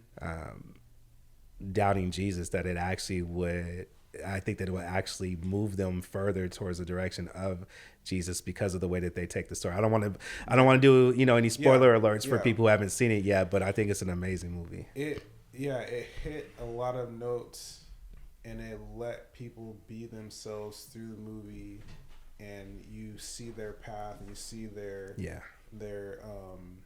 thought process and their stance, and they were strong in it. Yeah. I was like, oh yeah, okay, this is happening. Yeah. And I would say the blackness of the movie, and I was just like, this is, you know how they say a sight for sore eyes? Yeah. To see yourself fully represented in all the different types of ways, maybe not all, but a lot of just, I was like, because I had a, how can we go here? Got a chance to go to Israel, went to different places. Where we going? Saw different paintings. Saw things that I did not expect to see, and I was like, all the disciples have afros. I was like, what? Yeah. Black baby Jesus being held by a black Mary. What? Right. And this body's anti-blackness conversation, like it's absolutely. So seeing it having been there and seen, like, walked on the stones and walked all around, and having questions as a kid, like, how did Jesus hide with the Egyptians? Right. Like, how is he undercover if he's looking like if he's looking like, what's his name? What's the actor's name? Yeah. I mean, but yeah, I mean, like if he's out here looking like Fabio, right? You know what I mean? With his flowing blonde hair and, you know what I mean? And all this stuff. Right. How did he blend in? But that's also a part of that other narrative, because if, you know, certain white actresses can play, you know, Cleopatra. I mean, right? If it's that. I mean, let's not forget Hollywood, right? Like, this ain't even old stuff, man. There's movies that came out in the last 10 years. What was it? The Ancient Egypt or something? Yeah, I think it was Gods of Egypt or something like that, where it's like two white dudes fighting each other, two famous white actors. The other one that just came out with Russell Crowe, where he's Moses, and you know what I mean, like all this stuff. So for people for years, I'm like, oh, I definitely understand how Jesus could have blended in with Russell Crowe. Looks just like Russell Crowe, just different hair. But also, right? Moses was blending in, like they absolutely. Yeah. But that's a big piece. One of the things that you know, in teaching my children, and I love this thing, this small fact, but I drilled it in them young, and it was something so simple, but just drilled it in them. I need you to know that Egypt is in Africa. I just would drill that in them all the time, because I knew once they started hitting school, people talk about Egypt like it's separate. And the reason why this was so important for me was in 7th grade, we were creating maps of the Middle East, right? So think about back then, 90s and everything that's happening in the Middle East. And I remember Egypt being a part of this map that we had to create. And I'm looking at the map. They have a section off and I'm looking at it and I'm recognizing Egypt is a part of the continent of Africa. But it's considered at this time to be part of the Middle East. And I can't wrap my head around this. So this is something I constantly drill into my kids all the time, amongst other things, right? Like if you ask my kids about slaves, they'll tell you that slaves didn't exist. And people are like, what does that mean? You know, like, what do you mean slaves didn't exist? And my children will tell you there were people who were enslaved. It's important. It's important. Words are important. You know what I mean? Like, it's a different connection. I left my daughter in 5th grade. She was bothered by this thing, and it asked the question, like, what did Sarah write to the slave girl? And this book that they were reading. And my daughter said to her teacher, I answered the question, but in the future, I think you should reword it as, what did Sarah say to the little girl who was enslaved? And she said, I think my classmates need to hear the question that way. Yeah. Because then they connect to, this is a little girl just like me who is enslaved. But when you start off with the little slave girl, there's distance, there's disconnection. I don't identify with that, right? But when you start off with the little girl who's enslaved, so you know, Egypt was one of those things that you put the person before the description. Yeah, always people first language, man. Right? Like these are people who they weren't. When you just like, I think one of the reasons why slavery persisted for so long is because of the strategy of dehumanizing. And one of the ways that you dehumanize is by robbing people of their humanity and saying things like the slave, they're slaves, they're property, they're this thing. No, they're people, daughters, sons, husband, fathers, grandparents who against their will are being enslaved. That's such a whole different thing, different conversation, different narrative. So going back to the Egypt thing, even with that, you know, have you ever thought about how distinct we make Egyptians?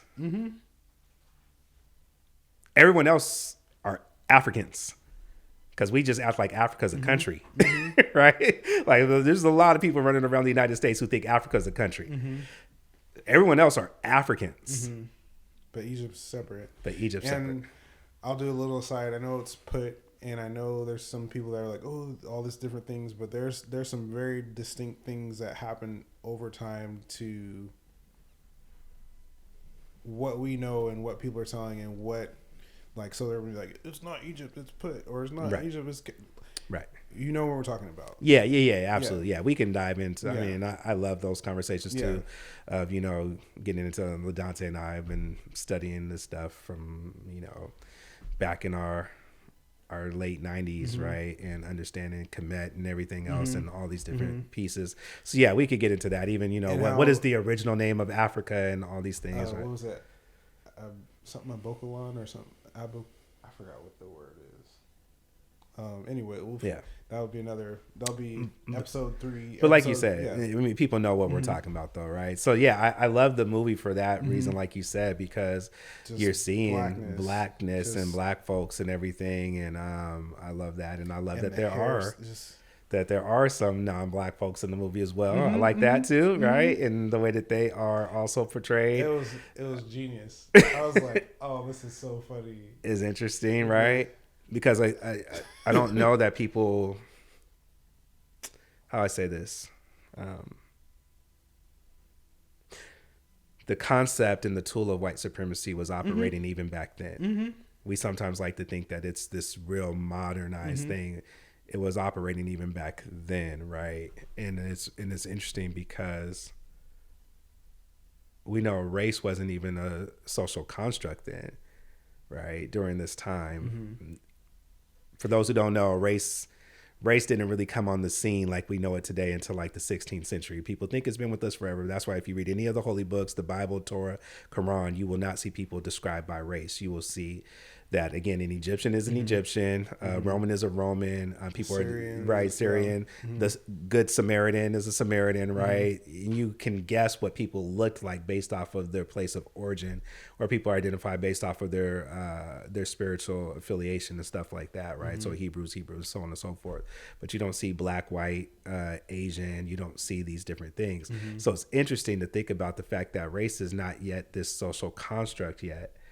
And at the same time, though, when you actually go back and begin to read, especially when you start to see the introduction of Romans.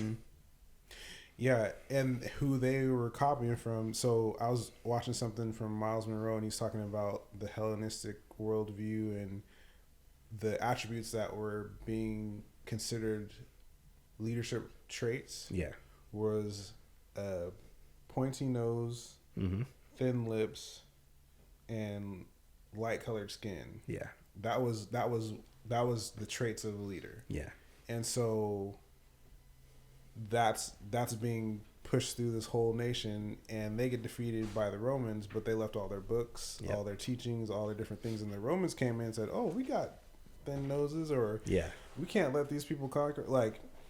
And it's wild. It's wild that it's been. It's wild that it's been that long that this concept has been a thing, and it's gotten more sharp and contrasted over time. And it's been there, and it's been used as an excuse or used as a way to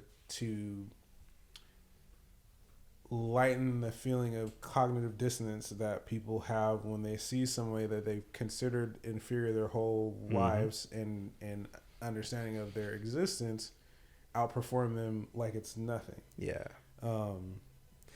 It's wild, man. When you look at all the quote unquote brilliant Greek philosophers who in their own writing state that they gathered their knowledge from places in Africa, mathematics and all these things. We're like, oh, like this person, like.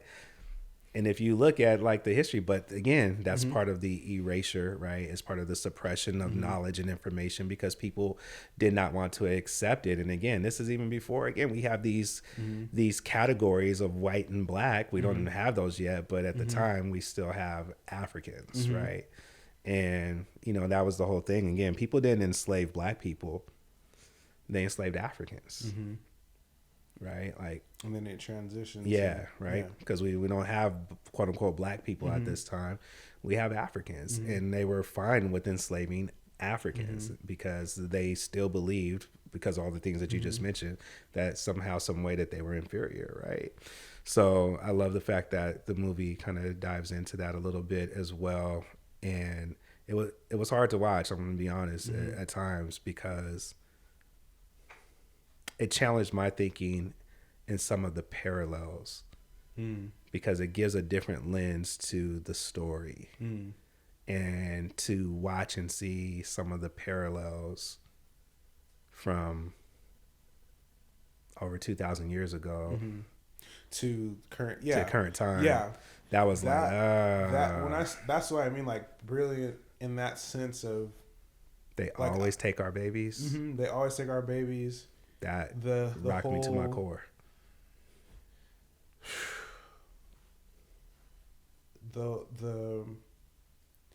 This man is gonna be put in this place to pay for who we can't get to, and the choice is give that person up or go to your death. Yep.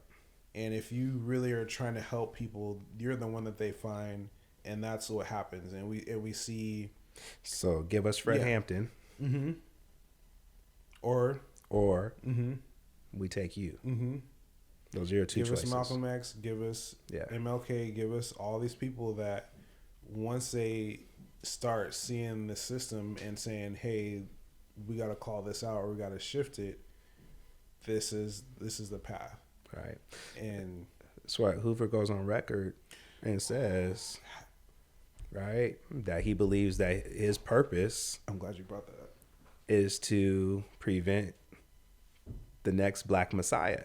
Like, those are the words he uses. His words. He uses Messiah. And they say, well, like, what are you talking about? The person who he felt could unite Black people. And so, same exact thing, the same way that they went after Jesus, we will infiltrate the system, find someone who is willing to sell you out for 30 pieces of silver. Right, for 30 pieces of silver. And we'll also grab other people to get information. And what we'll do is we'll create trumped up charges on them that we know that they're not even guilty of. So you're going to spend X amount of years in jail for quote unquote assassinating Malcolm X, even though we know you was at home with your son. Because we can do that. Have you had a chance to read Black AF History? No. By Michael Harriot? He's a writer for the Griot, and he wrote, the book is also brilliant, but there's a section in it about someone with the last name Coyne who created a job and then became the director of the FBI and changed his name to J. Edgar Hoover. And he talked about the whole process of him knowing that he was looking specifically for Black leaders, but pretending it was a search for terrorist folks. The whole time the KKK is operating, KKK has been in place for centuries. Yeah. Specifically there to stop people from having a voice in government, murdering them, keeping them out of places where they didn't want them to be, keeping resources and opportunities as low as possible. There's in that vein, Robert Smalls, who was I think he was a senator or something at that time, reported in 1893 or 94 that between the end of the Civil War and that year, there had been 55,000 Black people murdered in the South. This has been happening all this time, and all of a sudden when Black people start trying to just have their own space and be able to do things without being oppressed by what's going on. Town is burned down, flooded. So the town is burned down, town is flooded. Hundreds of them. The Amber Ruffin show had a thing about that. I'm dropping all these hints so people can find it and watch it. Yeah. Amber Ruffin show, she talks about the cities the lakes that used to be cities that were Black people, that people drove them out because they went by themselves and did well and succeeded.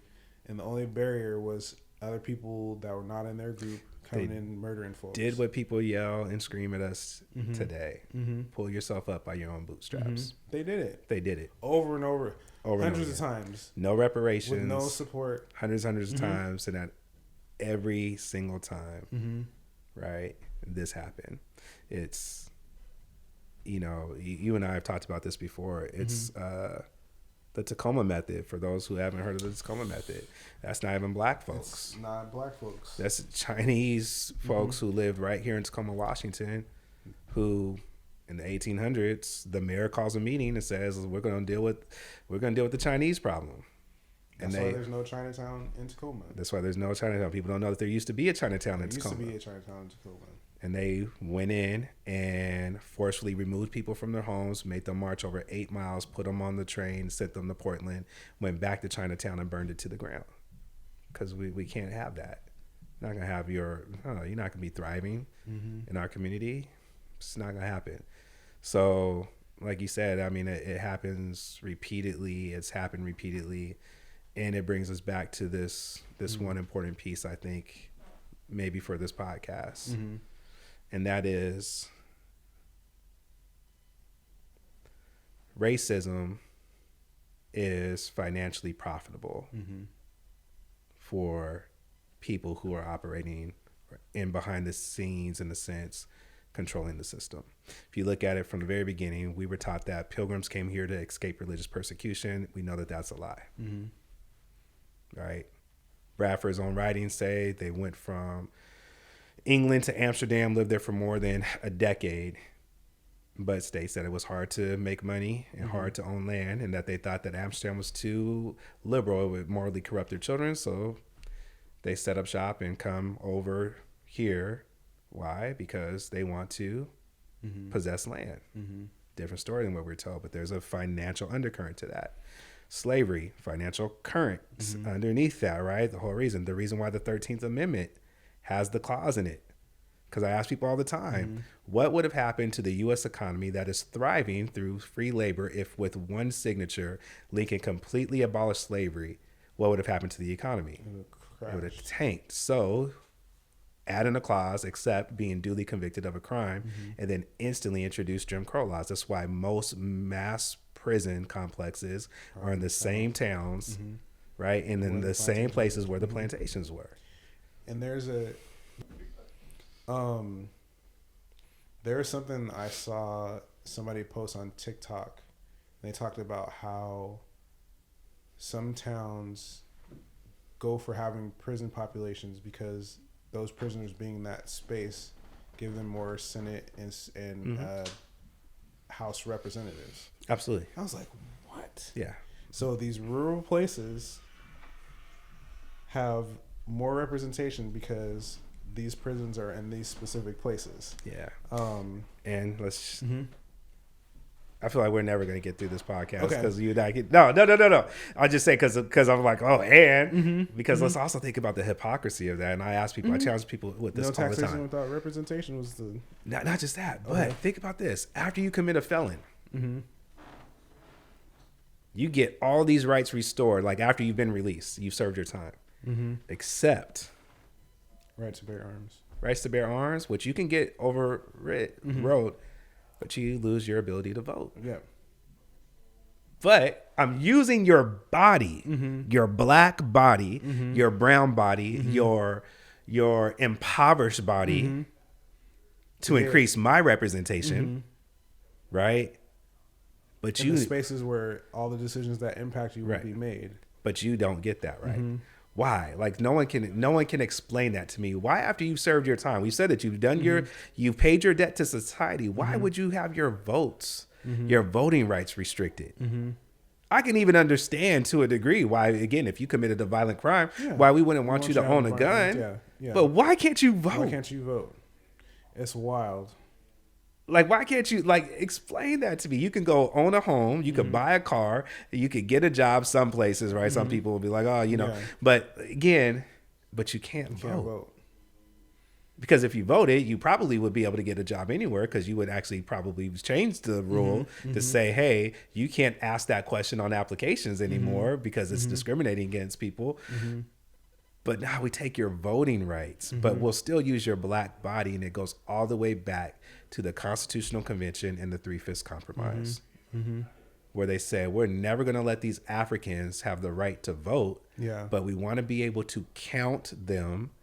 Again, this is why it's called the Compromise, because the Confederate States wanted to count black bodies in their numbers.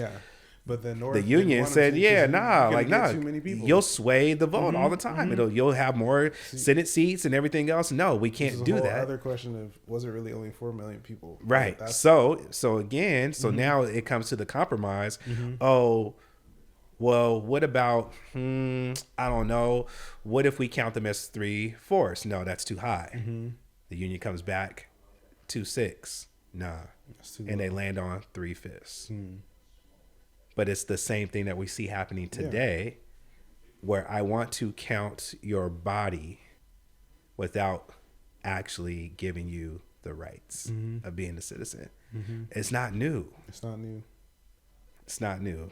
It's the system reproducing itself. Smart design, because it learns and it adapts and it adjusts and all these things. With the ankle bracelets and all that stuff is shifting towards. They're shutting down the prisons, but keeping people still locked up, right, in other senses.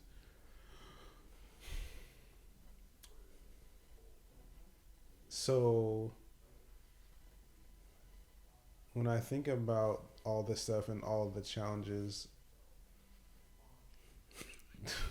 it could be daunting. Like I just be like, ugh, like 2021, 22, 23, 2021, 22, and 2020 were all rough because I was finding more stuff. Like my journey, I was, like you said. Yeah, bro, I can't even imagine you going through that journey in that short period of time. Like, you must have had some amazing self-care and mental health strategies. I watched a lot of The Office. Okay. There's other stuff I was doing because I could feel it, like reading Cast, the lady with the rocking chair, like, and I can't even get through. I haven't even finished post-traumatic slave syndrome, the 1619 Project. Both of those have stuff that still I know is to be mined, but I think that's the battle and the balance of being Black, is educating yourself while also protecting your own health. Yeah. Right. I can also say my mom's a licensed mental health counselor, so she's given us a lot of tools and other things that, and I'll say my dad, my spiritual life, that's stuff that's been kind of bolstering to be able to look at that truth and still get up and go out with hope, because the more you know, like I would tell people, like, it feels like I thought I knew a lot because we did civil rights, we studied all that stuff, but then you dig deeper and you like black AF history, who Ida B. Wells really was and what she was really doing isn't talked about, right? And he had a whole chapter on different women that were doing amazing stuff, and people like, and how at all these points in American history, America was going to fail before Black people came in and saved the day, and then never got the credit for it. Yeah, every war, like, until they let Black folks fight in the war, right? And I'm not suggesting, right? And I'm not, saying, oh, great, like, because I recognize they also tried to purge us with the Vietnam War, right? Send everybody, So I'm not condoning war, but what I am saying is that, like you said, at every step of the way, right, when Black folks are excluded, it makes the country weaker, and when Black folks are included, I say that loosely, because included with a bunch of stipulations, regulations, and 2% rate, right, it strengthens every single time we make, like, literally, we make stuff better. I guess I would say that in the sense of getting the word out about reinvesting in ourselves and what that looks like.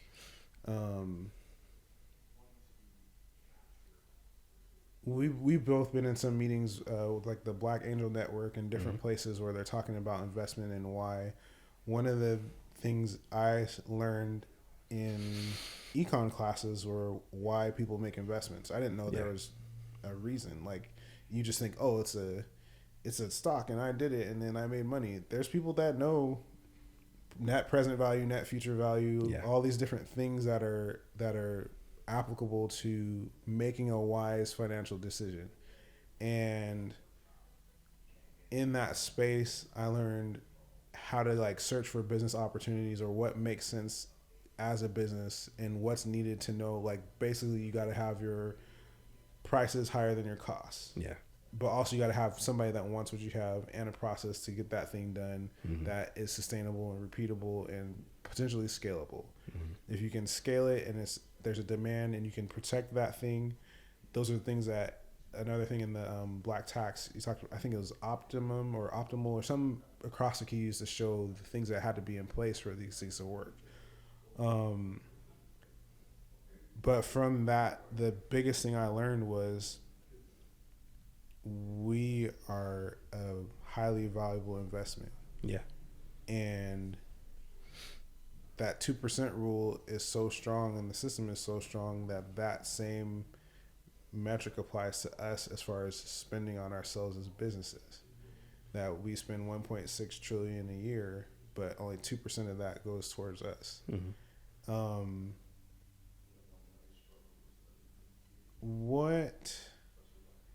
don't know.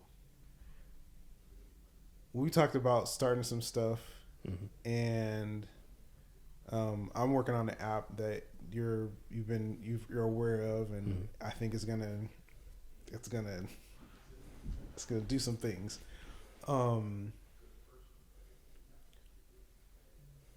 What do you recommend for people, like books, authors, just different things to like shore up and prepare? Like, I think of it as someone said this, like there's different people in different places, or they could be like Harriet Tubman, like this door is open, we're trying to get it ready for us to get through at the right time before it shuts back. And because George Floyd, all that, like how do we prepare now, or who should be listening to, or what books should we be reading, or what are the mental health things? Like, the Ideal book for me was phenomenal, and the conference that you did, thank you, appreciate it helped me shift some things. Like, I was all about mindset and all, and don't praise, and then you said, but black kids may never hear you're smart or you're talented or any of that stuff. And it took me back to second grade. I was like, I don't know when I ever heard from anybody outside of my family, you're smart. Yeah. It took me till way into college and after college to be like, oh, I'm not struggling in some things. I see other people, it seems to be difficult for them. And to a point where I was like, oh, I might be smart. Like, I didn't think I was, because nobody ever told me. Right. Like, as you raise your kids and as you share with people and as you do different things, what are some of the things that you key in on for them? So one, let's start there, as you were just talking about kids and education. I think parents learning more about multiple intelligences. So, because even that idea of who's smart, who's not smart, how are we defining that? Yes. Right. Yeah. There's a lot of areas. Right. There's a lot of areas. Exactly. So, so starting with that premise, right? That. And what smart mean? Like, right. Yeah. What does smart mean, and all those things, and knowing that not only is it important, it's essential to praise our children and let them know that they are smart, they're brilliant, they're intelligent. You might struggle with spelling. That doesn't mean that you're not smart. You're still smart, you're still brilliant, you're still intelligent, because I see you do things that other people might not do. And that's another piece, because we often also identify smart or intelligent in a comparison mode. If I can do something faster or better than this person, it means I'm smarter than them. That is not necessarily the truth, right? Because intelligence really should be a self thing, right? So I think competing against yourself is the only real right. What did I do yesterday? What can I do now? Right. A baby, like, for myself, I had to learn. I'm not, like I said before, I see other people struggling with things I'm not struggling with. I would say also I learned over time that I was getting better. I didn't start good at anything. Nothing. I wasn't good at anything when I started. But that's how we define it, right? So often it's like, oh, this natural gift. This comes easy to you. That comes to the right. The gift part, right? Exactly, right? Oh, you have a natural gift, so now you're brilliant and you're intelligent. Where I could find someone, you know, so with my own kids, I tell them like, you know, that used to be hard for dad too, and they're like, oh, really? Yeah. You're brilliant, but that took me so long. Yeah, and you kept working at it and you figured it out, and you're brilliant at that. And won't you do better tomorrow than you did today? Yeah, because you're gonna constantly keep learning, and that's what this is about. You started off with something earlier. You talked about knowledge, right? And I always talk to people about the difference between knowledge and wisdom. I can know a lot of stuff. That's knowledge, but do I apply it? Do I know how and when to apply it? That's wisdom. Right. And so talking to my kids about that, you could be book smart all day long. I don't know that. I don't call a lot of book smart people like intelligent or wise. You got a ton of book smart. It's great. You can quote some facts and figures to me, but you can't apply. Yeah, you can apply it to something that actually is producing something. So I think that's one, you know, helping people understand that. You mentioned something else, and this is not even about a book. I think we overcomplicate some stuff. It's really simple. Really simple. Buy black, support black. You don't need to read a book, folks, in order to do that. You have to be committed to that. Yeah. You have to be willing sometimes to not just go with the easiest thing, because again, the system's designed that way. It wants to make buying and supporting black more complicated or more of an inconvenience, and they want to then produce something else that's more convenient, right? And so, but being committed to that, people know, I've said this many times, right? You know, my bookkeeper is black, my financial advisor is black, when I buy homes, my real estate agent is black, right? That's by intent. And some people are like, reached out to you. I was like, I'm getting a car. Who should I go to that's black? Right. Yeah. I mean, like that's a major purchase. Right. And that's how we get that dollar to recirculate, right? You know, and it doesn't mean that you only do those things, but we have to be intentional about doing those things. If I'm looking for vendors, right, I'm looking for black vendors for my event and stuff like that. I'm doing that intentionally because I understand the dollar and the recirculation of the dollar. With that, I think there's a mindset piece with that. And this goes into internalized pieces. Yeah. The internalized hate is right. Do I believe that I'm going to get as high quality of as a product when I support and buy from black? And a lot of people don't believe that. Yep. And so again, but this is all, it comes back to the book. I was going to say that even comes back to, again, without giving it away, for those of you who have not watched the movie, you'll see that play out in the Book of Clarence. All of a sudden, again, without giving anything away, all of a sudden, this person's ice is colder. Right? Like, what? How does that work? This person ain't been on the scene. They haven't done anything. They just went to the spa. And all of a sudden, this is it. This is it, this right? Is clearly. Yeah. So there's that mentality piece that we have to overcome through that. And I think that that's important. And again. And they only got to the spa because somebody black came and said, here you go. The whole time. So there's all those aspects, but again, I think that we need to not make it so complicated. There's a lot of great books and stuff that people can read, and there's also some really foundational, fundamental things. I tell families all the time, look, if you want your kid to go to college, not that college is the only path, right? But if you want your kid to go to college, put a jar on the table and label it college fund and put change in it. Will you ever save up enough money to pay for tuition? Probably not. But you know what you've done? You've planted the seed for your child. You've created an expectation that mom or dad, whoever, is planning for your college, for your future. That's powerful. It doesn't take all the other stuff. If you do that for a child who's 3 years old, 4 years old, 5, 7, 8, you just put a jar here and you fill that jar up with your spare change. They'll see it every time they walk by the kitchen counter. They'll see that's the college fund jar, right? And it puts a different mentality and a mindset into them. Maybe they'll decide not to go to college, but they have the choice because they put themselves on the right path and trajectory to learn the things that they needed to learn so that when they become a senior or a junior in high school, they can decide if they want to go to college or not. Yeah. What happens for so many other people is that college is never even an option from the time that I'm 5. So why would I even put myself on the path?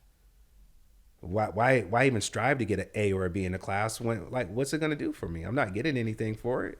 So why? What importance does it have? So I can be told that I'm smart? What is that going to pay at the end of the day? Mm-hmm. Right? So, you know, there's these things that I think we can do that are not overcomplicated, that are really basic, because when I've studied families who have broken generational curses and have produced generational legacies, they're not reading books.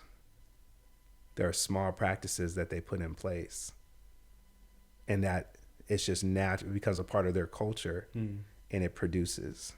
Okay. And that's what I think is really key. I believe in books, and there's a ton of books that I can recommend, but I just want people to get into, just when you're making a decision on where you're going to spend this dollar, be intentional and be conscious about that.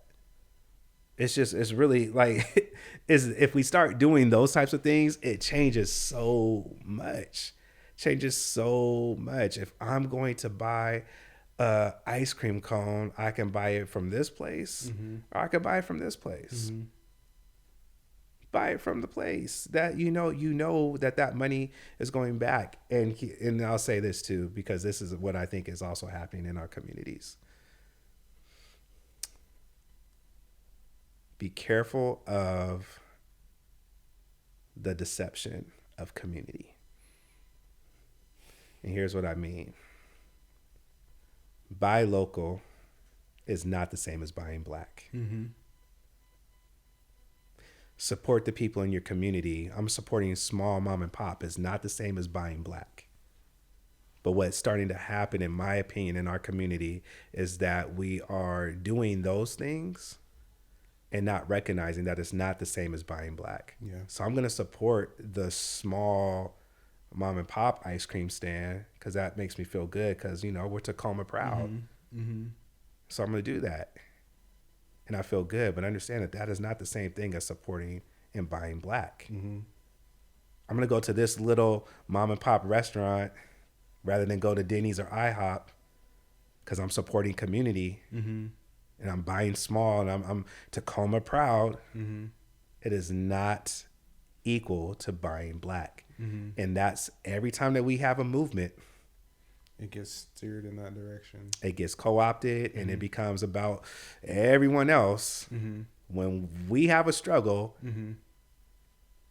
other people don't come always join our struggle. But what happens is, like, people ride the wave of our energy and what's happening. So as soon as we start doing something, people are like, hey, yeah, we should also think broader. That's why I've said this so many times. Often the biggest enemy to equity is diversity and inclusion. I see it happen all the time. As soon as people start trying to do equity work, meaning in the equity, again, from this lens of really looking at the data and finding out who is in need of most support at that time and focusing our efforts on that person, the moment that we start doing that, someone comes with the voice of, what about? And what about? And so they talk about all the diversity that exists, and they say, shouldn't we be inclusive of everyone? And the moment that we do that, we continue reproducing and replicating the same results. And then we go 5 years later, wow, we're in the same place. No, we're not. That group that we started off with is in the same place, but the community's not in the same place. There's groups who have been elevated, but that group that we started off with, because we have to also understand the idea that the way that the system is designed, that resources are often limited. The way that the system is designed, meaning the way that they're dispersed. Because we know we can produce money whenever we want. Print it whenever, That's a whole nother conversation. So we've only got $10,000. We know that this $10,000 is supposed to go towards this group, because we've looked at the data and we see that they're really in need. But the moment that we start doing that, let's be inclusive of all these other groups as well. And again, maybe for a good intent, good heart. But the moment that we do that, guess what? We never change the stats. We never change the outcomes for that group that we were looking at in the beginning, because all we did was take that $10,000, we spread it out, and now each group gets 500. What are we doing with 500?